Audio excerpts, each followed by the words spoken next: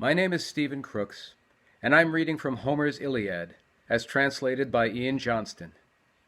This is Book 6, Hector and Andromache.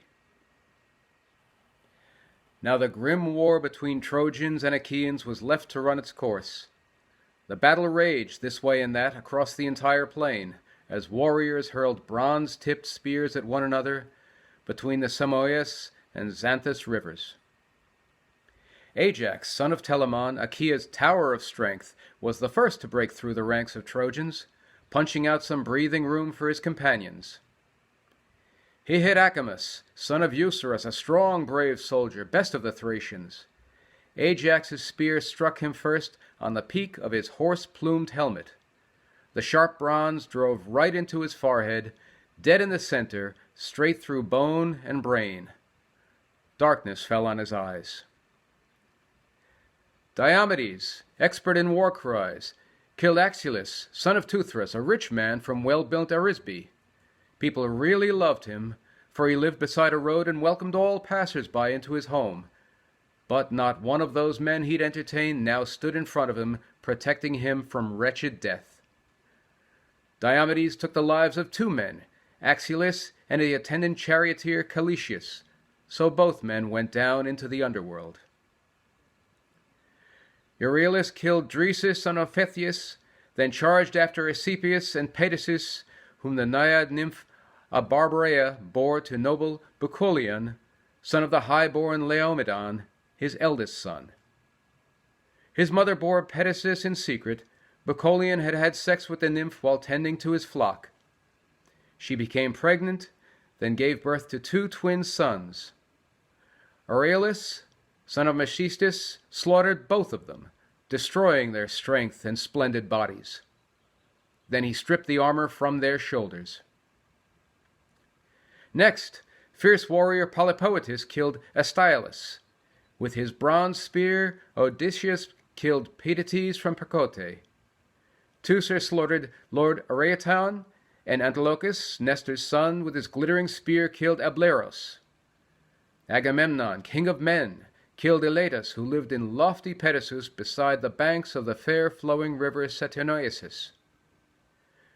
Heroic Leitus knocked down Phylacus as he was fleeing, and Eurypylus then slaughtered Melanthus. Menelaus, skilled in war cries, took Adrestus still alive. His horses had panicked and bolted off across the plain. They charged into a tamarisk bush and snapped the pole on the curved chariot right at the very end. The horses then ran off towards the city, where others, panic-stricken, were headed too. Adrestus rolled out of the chariot beside the wheel, face down in the dirt. Menelaus, son of Atreus, stood over him, holding his long-shadowed spear. Adrestus clutched Menelaus by the knees and begged, "Take me alive, son of Atreus. You'll get good ransom. My father's a wealthy man, owns lots of things, bronze, silver, well-worked iron, so he'll give you a splendid ransom if he learns I'm on Achaean ships alive," Adrestus pleaded. Menelaus' heart in his chest was moved. He was about to hand Adrestus to his attendant to take back captive to the fast Achaean ships, but then Agamemnon came running up to him, sharply criticizing Menelaus. "Menelaus, you soft-hearted man, why are you sparing men's lives like this? In your own home, Trojans treated you exceptionally well, did they not? So don't let any one of them evade a terrible destruction at our hands, not even the young child still carried in his mother's belly. Let no one escape. Let everyone in Troy be slaughtered without pity, without leaving any trace." With these words, by this appeal to justice, he changed his brother's mind. So Menelaus shoved heroic Adrestus away from him. Mighty Agamemnon then speared him in the side. Adrestus fell onto his back. The son of Atreus placed his heel on his chest and pulled the ash spear out. Then Nestor addressed the Argives, shouting, "My friends, Danaan heroes, comrades of Ares, let no one lay behind to pick up loot, seeking to reach our ships with all you can. Let's kill the enemy instead. Later, with the corpses on the plain, you'll have time to strip off bodies of the slaughtered men." With this, Nestor stirred each man's strength and spirit. Then Achaeans, filled with love of war, would once more have beaten Trojans, broken by cowardice back in flight to Troy, if Helenus, a son of Priam, by far the best at reading omens, had not spoken out. Standing by Hector and Aeneas, Helenus said, "Aeneas, Hector, among Trojans and Lycians the main weight falls particularly on you, for you are in all attacks the best at fighting, at strategy. Make a stand right here. Rally the men before the city gates. Move around through the entire army before men run and fall into their women's arms. How that would make our enemies rejoice. Then, once you've restored the spirits in all our ranks, we'll stand right here and fight the Danaans, no matter how hard pressed. For then we'll have no other option. And you, Hector, go into the city. Speak to our mother, yours and mine. Tell her to assemble the old women at the temple of bright-eyed Athena on the city heights. She should take the key, open the doors of the sacred building, then place in the lap of the goddess there, fair-haired Athena, the garment she thinks loveliest, the greatest in the palace, the one she likes far above the others. Tell her to promise Athena she'll give 12 heifers in a temple sacrifice, yearlings, yet untouched by any goad, if she will pity Troy, pity the wives and Trojan children, if she will keep Tydeus' son away from sacred Iliad, that fierce spearman, that mighty warrior who makes men afraid, in my opinion the most powerful of all Achaeans. We didn't fear Achilles, chief of men, like this, although they say a goddess was his mother. But this man's fighting rage has no equal. We can't match his power," Helenus spoke. Hector was convinced by this advice. At once, he jumped down from his chariot to the ground, clutching his weapons. Brandishing 2 sharp spears, he moved through all the army, urging men to fight, rousing their spirits for the harsh brutality of war. So men wheeled around and faced Achaean soldiers.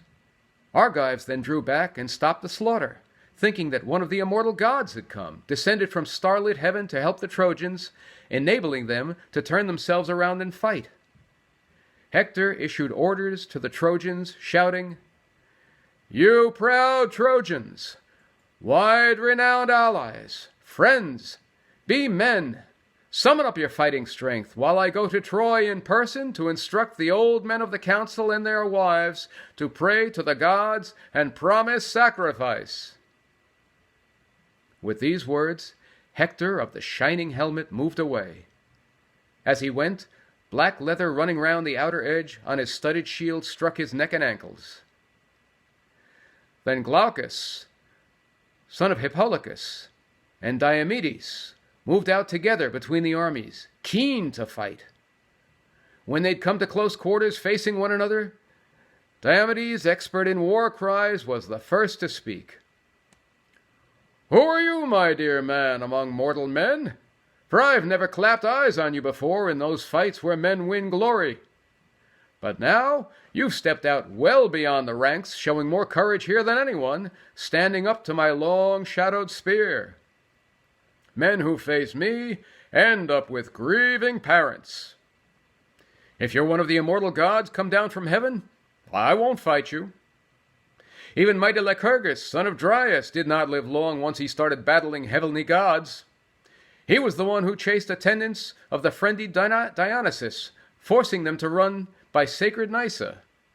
They all threw their holy wands onto the ground as murderous Lycurgus with his ox whip kept beating them. Even Dionysus, terrified, jumped into the ocean waves. Thetis embraced him as he shook with fear, intimidated by Lycurgus's threats. He angered the gods, who lived without a care, so the son of Kronos blinded him. He didn't live much longer, not once he'd made all the deathless gods displeased with him.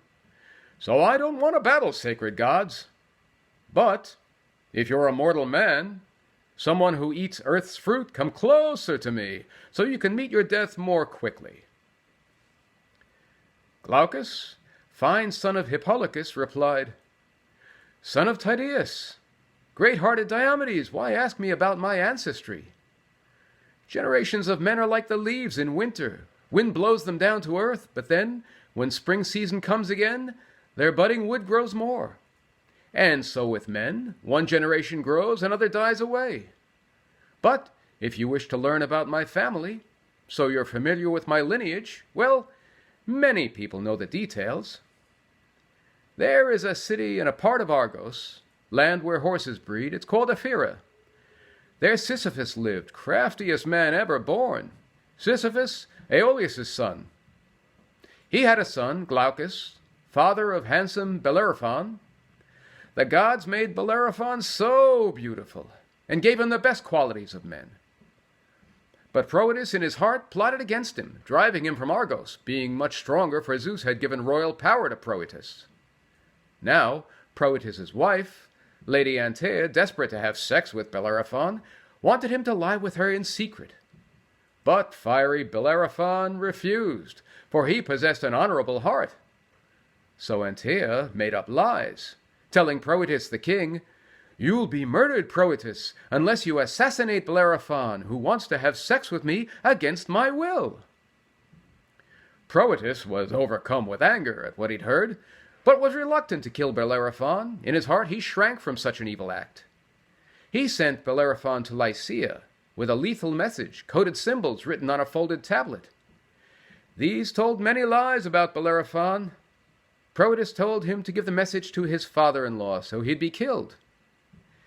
Bellerophon went off to Lycia under safe contact from the gods.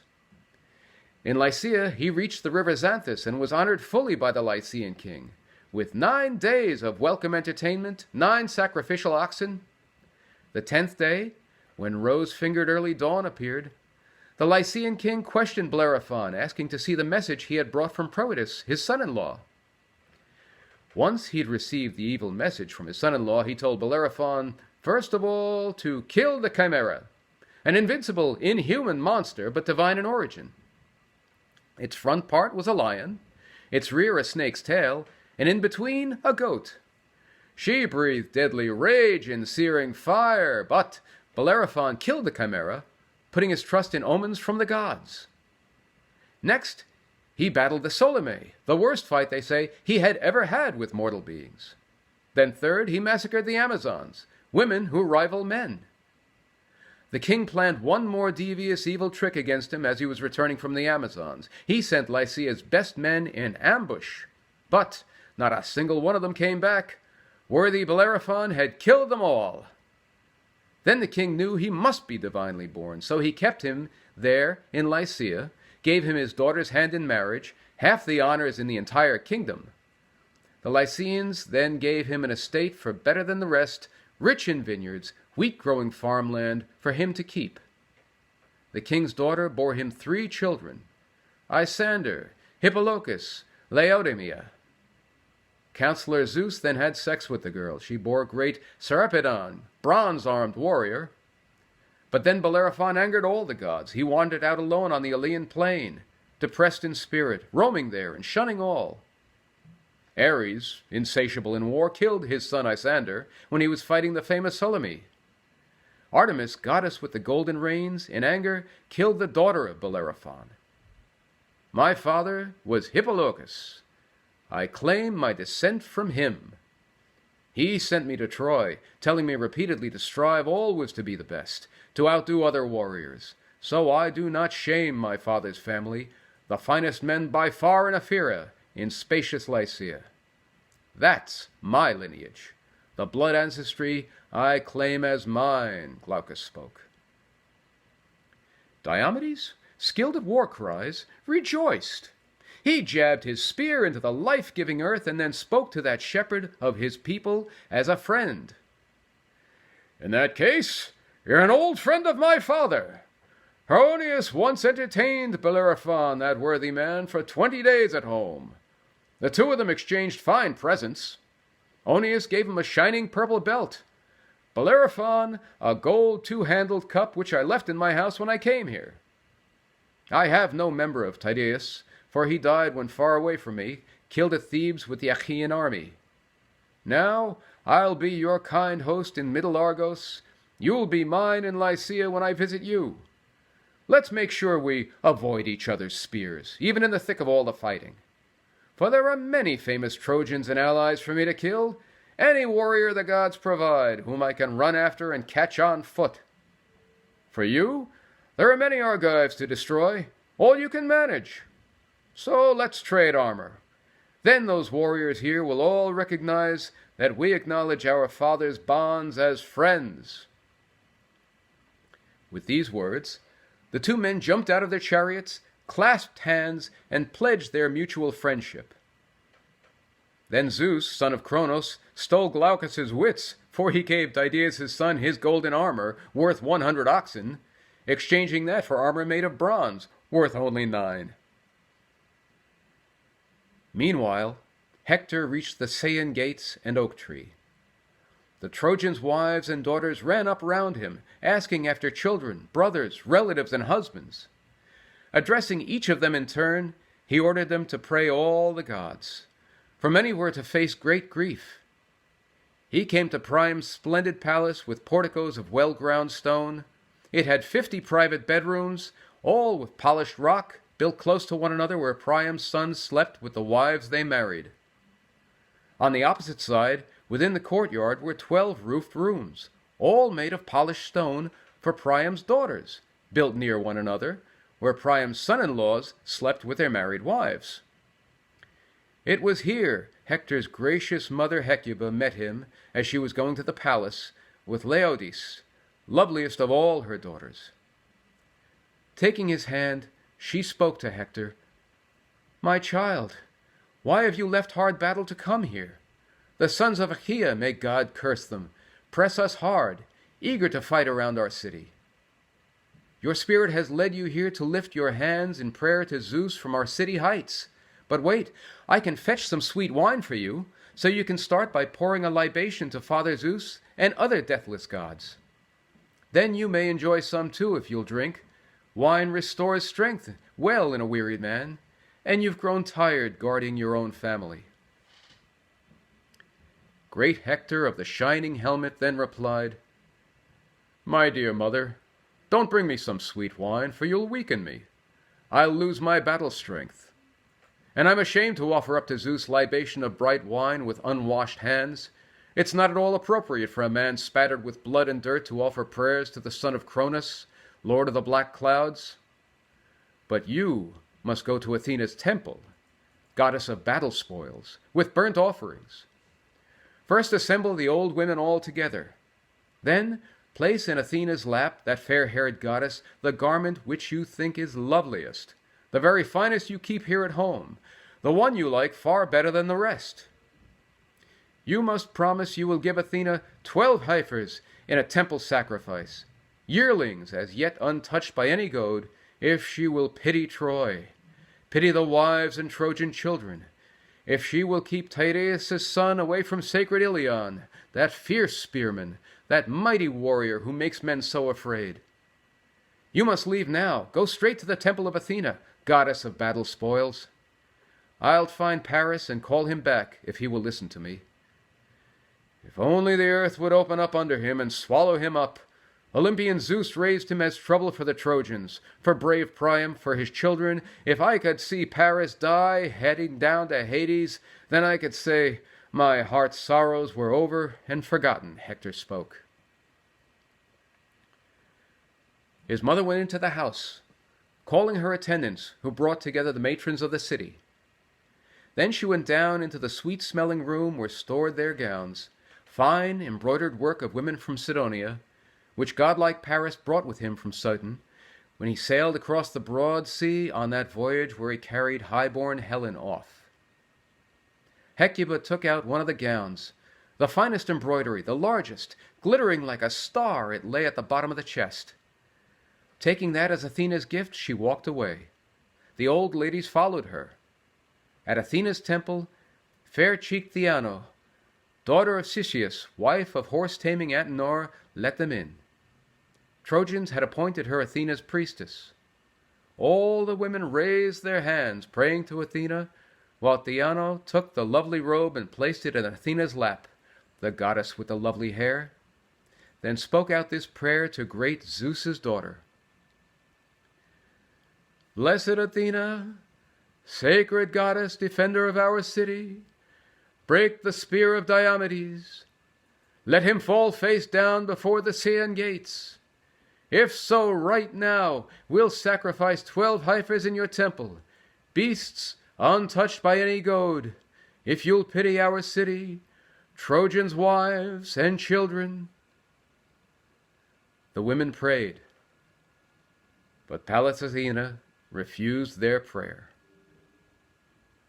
As they made their plea to great Zeus's daughter, Hector went to the fine house of Alexander. He'd built it himself with fertile Troy's best craftsmen. They made a bedroom, living quarters, and a yard close to Priam and to Hector on the city height.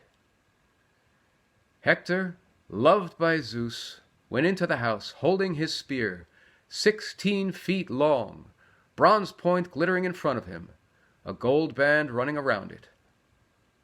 He met Alexander, busy in his room with his fine weapons, shield and body armor, polishing his curved bow. Argive Helen sat there too with her attendant ladies, directing servants in their famous handicrafts. Seeing Paris, Hector spoke some sharp words to him. Paris, you are a worthless man.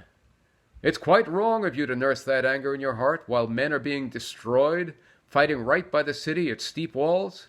It's because of you the sounds of warfare catch fire round our city.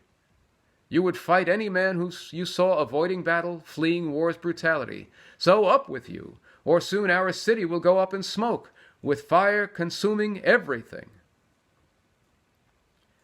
Godlike Alexander then replied, Hector, your rebuke is not unfair, it's reasonable, so I'll speak plainly. Listen and remember what I'm saying. I'm not sitting in my bedroom here out of spite or anger of the Trojans. I want to grieve. Just now my wife urged me using gentle words to rouse myself to fight, and personally, I think that would be best. Winning shifts from one man to another. Now wait here while I put on my armor, or go and I'll come later and catch up with you. Hector of the shining helmet did not answer. So Helen spoke to Hector with these soothing words. Oh, Hector, you're my brother, and me, I'm a horrible, conniving bitch. I wish that on that day my mother bore me some evil wind had come, carried me away, and swept me off, up into the mountains, or to the waves of the tumbling, crashing sea. Then I would have died before this happened. But since gods have ordained these evil things, I wish I'd been a wife to a better man, someone sensitive to others' insults, with feelings for his many shameful acts. This husband of mine has no sense now, and won't acquire any in the future. I expect he'll get from it what he deserves. But come in, sit on this chair, my brother, since this trouble really weighs upon your mind. All because I was a bitch, because of that and Paris's folly, Zeus gives us an evil fate, so we may be subjects for men's songs in human generations yet to come. Great Hector of the shining helmet answered Helen. Don't ask me to sit down, Helen. You're kind, but you won't persuade me. For my heart's on fire to help Trojans who really miss me when I'm gone. But you must rouse Paris, and he should hurry, so he can catch me here in the city. I'm going home to visit my dear wife and infant son, for I have no idea if I'll be coming back to them again, or if the gods will kill me at Achaean hands. Saying this, Hector of the shining helmet went away. Soon afterward, he reached his well-built house. He didn't find white-armed Andromache at home, for she left with the infant child, going to the walls with a finely dressed attendant in tears, lamenting. When Hector didn't meet his fair wife in the house, he went, and standing in the doorway, asked his servant, Woman, tell me the truth. Where's Andromache? At one of my sisters? With a well-dressed wife of one of my brothers? Or is she at Athena's temple, where the other fine-haired Trojan women are praying to that fearful goddess? His busy housekeeper then answered him, Hector, you asked me to tell you the truth. She didn't go to one of your sisters, or one of your brother's well-dressed wives? Nor did she go to Athena's temple, where other fine-haired Trojan women are praying to that fearful goddess. No, she went to Ilion's great tower. For she'd heard the Trojans were hard-pressed, the power of Achaeans was so great. So she's hurrying off up to the walls like someone in a fit. A nurse went too, carrying the child. Once the housekeeper spoke, Hector left the house by the same route he'd come, through the well-built streets, across the mighty city, and reached the Scaean gates, beyond which he'd go out onto the plain. There his wife ran up to meet him, Andromache, daughter of great-hearted Eetion, who had included a large dowry with her. Eetion had lived below forested Mount Placus in Thebe, king of the Sicilian people. She'd become married wife to Hector of the shining helmet. Now she met him here. With her came the nurse, holding at her breast their happy infant child, well-loved son of Hector, like a beautiful star. Hector had named him Scamandrius, but others called him Astyanax, lord of the city, because Hector was Troy's only guardian. Hector looked at his son in silence with a smile. Andromache stood close to him, weeping. Taking Hector by the hand, she spoke to him. "My dear husband, your warlike spirit will be your death. You've no compassion for your infant child, for me, your sad wife, who before long will be your widow. For soon the Achaeans will attack you all together and cut you down. As for me, it would be better if I'm to lose you, to be buried in the ground, for then I'll have no other comfort once you meet your death, except my sorrow. I have no father, no dear mother. For Lord Achilles killed my father when he wiped out Thebe, city with the high gates, slaying Eetion. But he didn't strip his corpse. His heart felt too much shame for that, so he burnt him in his finely decorated armor and raised a burial mound above the ashes. Mountain nymphs, daughter of Aegeus bearing Zeus, planted elm trees all around his body. I had 7 brothers in my home. All went down to Hades in a single day. For swift-footed Lord Achilles killed them all, while they were guarding their shambling oxen and their white shining sheep. As for my mother, who ruled wooded Thebe under Placus, he brought her here with all his other spoils. Then he released her for a massive ransom, but Archer-goddess Artemis then killed her in my father's house. So Hector, you are now my father, noble mother, brother, and my protecting husband. So pity me. Stay here in this tower. Don't orphan your child and make me a widow. Place men by the fig tree, for there the city is most vulnerable, the walls most easily scaled. 3 times their best men have come there to attack, led by the 2 Ajaxes, the son of Atreus, famous Idomeneus, and Diomedes, Tydeus' courageous son, incited to it by someone well versed in prophecy, or by their own heart's inclination. Great Hector of the shining helmet answered her, Wife, all this concerns me too, but I'll be disgraced, dreadfully shamed among Trojan men and Trojan women in their trailing gowns, if I should, like a coward, slink away from war. My heart will never prompt me to do that, for I have learned always to be brave, to fight alongside Trojans at the front, striving to win fame for father and myself. My heart and mind know well the day is coming when sacred Ilion will be destroyed, along with Priam of the fine ash spear and Priam's people. But what pains me most about the future sorrows is not so much the Trojans, Hecuba, or King Priam, or even my many noble brothers who will fall down in the dust, slaughtered by their enemies. My pain focuses on you, when one of these bronze-clad Achaeans leads you off in tears, ends your days of freedom. If then you come to Argos as a slave, working the loom for some other woman, fetching water from Hyperia or Macias, against your will, forced by powerful fate, then someone seeing you as you weep may well say, That woman is Hector's wife. He was the finest warrior in battle of all horse-taming Trojans in that war when they fought for Troy. Someone will say that, and it will bring still more grief to you, to be without a man like that to save you from days of servitude? May I lie dead, hidden deep under a burial mound, before I hear about your screaming as you're dragged away." With these words, glorious Hector stretched his hands out for his son.